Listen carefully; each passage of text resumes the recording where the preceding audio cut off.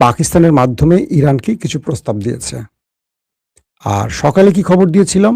যারা আমার প্রতিদিনের খবরগুলো দেখেন, আমি বারবার বলি আমি একটা সাজানো খবর দেওয়ার চেষ্টা করি। সকাল, দুপুর, রাত ৩ টাকে মেলাই। ধারাবাহিকভাবে আপডেট করি যাতে যারা খবর দেখেন তারা খুব সহজে পুরো বিষয়টা বুঝতে পারেন। সকালে বলেছিলাম যে ইরানকে পাকিস্তানের মাধ্যমে প্রস্তাব পাঠিয়েছে ডোনাল্ড ট্রাম্প এবং বলেছিলাম যে পরবর্তী আমরা জানবো কি আপডেট আসছে বা কি প্রস্তাব দেওয়া হয়েছে। আজকে বিকেলের যে খবরটি আমি দিলাম সেখানে কি বলেছিলাম, ট্রাম্প ইরানকে যে প্রস্তাবগুলো দিয়েছে সেগুলো কি, তোমার যে প্রায় 100 বিলিয়ন মার্কিন ডলারের মতো পৃথিবীর বিভিন্ন দেশে আটকা পড়েছে সেখান থেকে 1 মাসের মধ্যে 25% আমরা তোমাদেরকে দিয়ে দেব। অর্থাৎ 25 বিলিয়ন মার্কিন ডলার তুমি পেয়ে যাবা দ্রুত। 25 বিলিয়ন, এটা বাংলাদেশের এই সময় রিজার্ভের চেয়ে অনেক উপরে। 2 নম্বর, লেবানন সহ প্রতিটা স্পটে হামলা বন্ধ হয়ে যাবে। 3 নম্বর, তোমার উপর স্যাংশন উঠে যাবে। আন্তর্জাতিকভাবে তোমাকে যে নিষিদ্ধ করছে এগুলো উঠে যাবে। এখন থেকে তুমি তেল সব বিক্রি করতে পারবা। অর্থাৎ ইরান যে গুরুত্বপূর্ণ শর্ত দিয়েছে সবগুলি মেনেছে। আমেরিকা 2টো শর্ত ছাড়া, 1, হরমুজ প্রণালীতে ইরান টোল নিতে পারবে না, আর 2, ইরানের নিউক্লিয়ার আমেরিকাকে না দেখ, অন্ততপক্ষে অন্য কোনো দেশের হাতে দিতে হবে। সেটা ইরানের পছন্দের কোনো দেশকে দিলেও চলবে, বাট ইরানের হাতে থাকবে না। তো আমি মনে করেছিলাম যে ইরান হয়তো কাছাকাছি একটা অবস্থা যাবে। ডোনাল্ড ট্রাম্প ইরানকে এই প্রস্তাবগুলো দেওয়ার আগে একটা খুব দুর্দান্ত কথা বলেছিলেন। তিনি বলেছিলেন যে ইরানের সাথে আমাদের আলোচনা একদম চরম চূড়ান্ত পর্যায়ে যাচ্ছে। আমি আশা করি যুদ্ধ আর আমাদের মধ্যে লাগবে না, আমাদের একটা সমাধান হয়ে যাবে। অর্থাৎ তিনি যে ইরানের এই দাবিগুলো মেনে নিচ্ছেন এটার একটা আভাস দিতে গিয়ে তিনি বলেছেন যে ইরানের সাথে আমাদের আলোচনা একদম চূড়ান্ত পর্যায়ে রয়েছে এবং যুদ্ধ বন্ধ হয়ে যাবে। আমাদের এই আলোচনায় উভয় পক্ষ আমরা সম্মত হতে যাচ্ছি। কিন্তু এই বক্তব্য দিয়েও তিনি যুদ্ধের একটা পরিবেশ তৈরি করে রেখেছেন যে ইরান যদি না মানে বড় রকম অ্যাটাক করবেন। আজকে ইরানের সর্বোচ্চ নেতা সৈয়দ মুস্তফা আলী খামেনি তিনি সরাসরি মার্কিন যুক্তরাষ্ট্রের যে প্রস্তাবগুলো আমি এতক্ষণ বললাম সরাসরি নাকচ করে দিয়েছেন।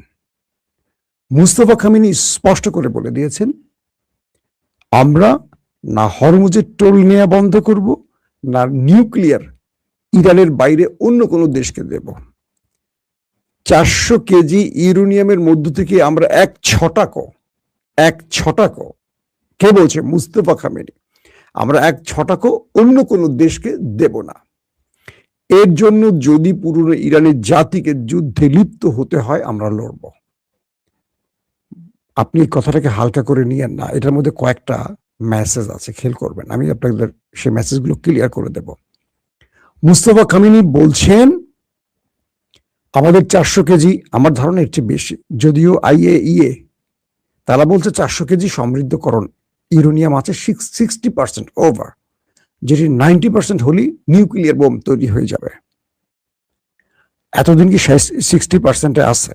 অবশ্যই নাই। কত পার্সেন্টে উঠে গেছে? এটা বোমা হয়ে গেছে, এটা ওয়ারহেড হয়ে গেছে, এটা মিসাইলে বসে গেছে হয়তোবা, আই ডোন্ট নো। আমেরিকা কি জানে আর ইরান কি জানে, তার আমার ধারণা আমি বললাম।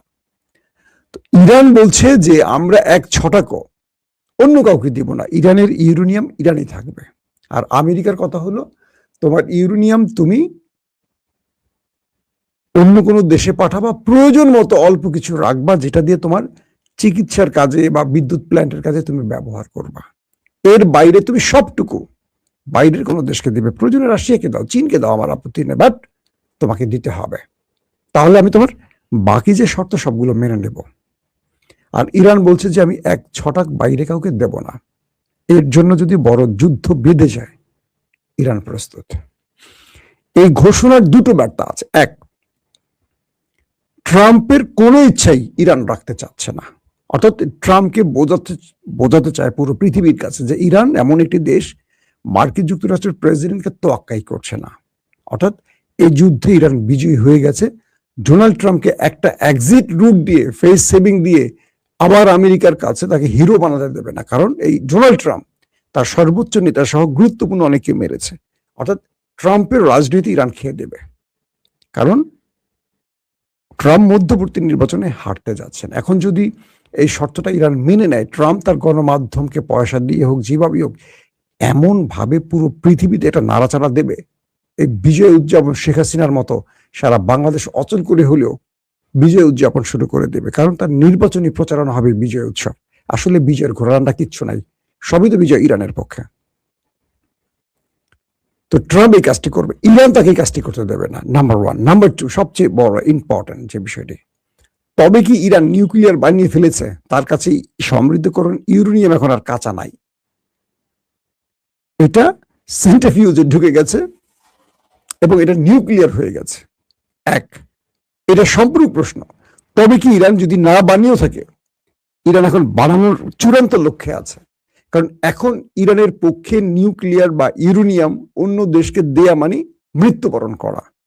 কারণ ইরান এই বিষয়টা বুঝেছে এবং মুস্তফা খামেনি সর্বোচ্চ নেতা হয়ে প্রথম স্টেটমেন্ট এটা দিয়েছিল যে আমার বাবা যে কাজটি করেনি, যে তিনি নিউক্লিয়ার বোমার বিপক্ষে ছিলেন, কারণ এটি হারাম বলেছেন, এটি মানবকে ধ্বংস করে, একটা জাতিকে ধ্বংস করে ফেলে।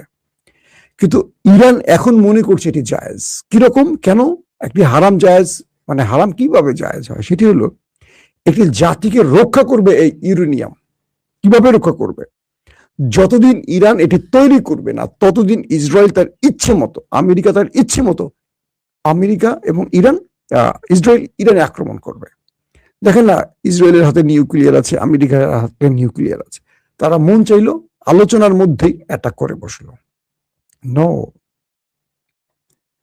তো আমেরিকা এত হুমকি ধুমকি দেয়, ইসরায়েল এত হুমকি ধুমকি দেয়, পাকিস্তানের ভয়ে কিন্তু ইসরায়েলের কাপড় ভিজে যায়, তাদের হাতে নিউক্লিয়ার আছে। এত হুমকি ধুমকি দেয়। উত্তর কোরিয়ায় এখন পর্যন্ত আমেরিকা একটা পটকা মারার সাহস করছে, কারণ তার হাতে নিউক্লিয়ার এবং অজস্র মিসাইল আছে। ইরানকে মারার সাহসটা পেল কেন? আফগানকে মারার সাহসটা পেল কেন? ইরাককে মারার সাহস পেল কেন?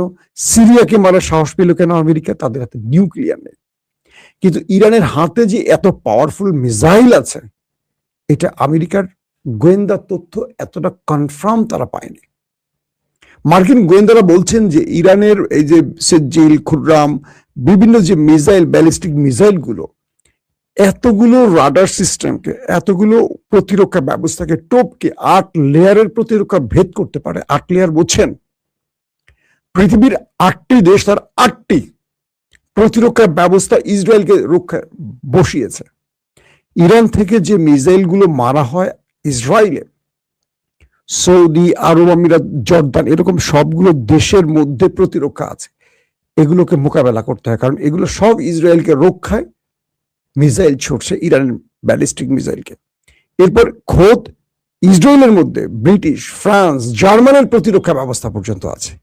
তারপর ইসরায়েলের অ্যারো, ইসরায়েলের আয়রন ডোম, মার্কিন যুক্তরাষ্ট্রের প্যাট্রিয়ট, থার্ড, তার মানে কত সিরিয়ালি একটার পর একটা ব্যালিস্টিক মিসাইল ইরান যখন ছোড়ে, পৃথিবীর কতগুলো দেশকে টপকে যেতে হয়, কতগুলো প্রতিরক্ষা ব্যবস্থাকে টপকে গিয়ে ইসরায়েলে অ্যাটাক করছে। তো আমেরিকা বোঝেনি যে ইসরায়েলে ইরানের মিসাইল কখনো পৌঁছবে, ইসরায়েলও এটি বিশ্বাস করতে পারেনি। কিন্তু ইরানের মিসাইল এত ভেলকি দেখিয়েছে, প্রথম ইরান তার দুর্বল কম দামি মিসাইল গুলো দিয়ে প্রতিরক্ষা গুলোকে ধ্বংস করেছে।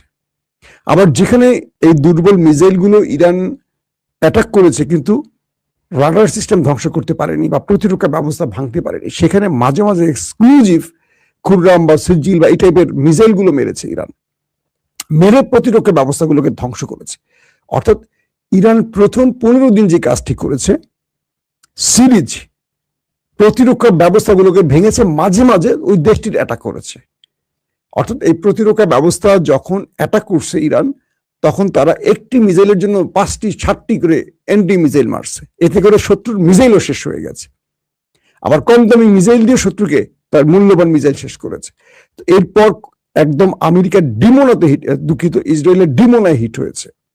ইসরায়েলের গুরুত্বপূর্ণ যত সামরিক স্থাপনা আছে, মোসাদ দপ্তর, সিনব্যাতের দপ্তর, তাদের গুরুত্বপূর্ণ মিসাইল স্টোরেজ, একদম পারমাণবিক প্রকল্পের আশপাশে সব জায়গায় ইরান তার ট্রেস চালিয়েছে অ্যাটাক করে করে, যে আমি এখানে একটা মারি, IRGC মারছে, মাইরাতে সফল, এখানে একটা মারি।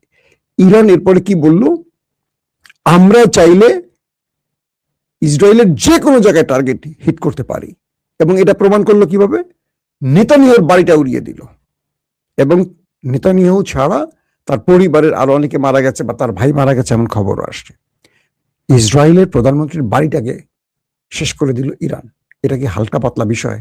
সে ধরেন কোন একটি দেশে আশ্রয় নিয়ে বেঁচে গেছে, ইসরায়েলি ছিল না, সে ইউরোপ বা ইউই অর্থাৎ আরব আমিরাত বা কোথাও গিয়ে আশ্রয় নিয়েছিল, সে ইসরায়েলে ছিলই না ওই সময়টা, যে কারণে তার কোনো ইন্টারভিউ, কোনো ছবি কেউ দেখেনি। এতটা ভয় পেয়েছে ইরানকে। তার মানে এটা ইরানের অনেক বড় সাফল্য, আপনারা নির্দ্বিধায় বলতে পারেন।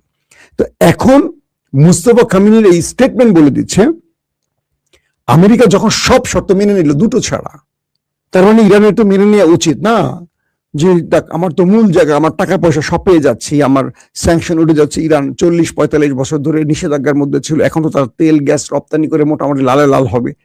ইরান বলছে না, এটা তো সৌদি আরব না, এটা তো আরব আমিরাত না, এটা তো বাংলাদেশ না, এটা তো পাকিস্তান না, এটা ইরান।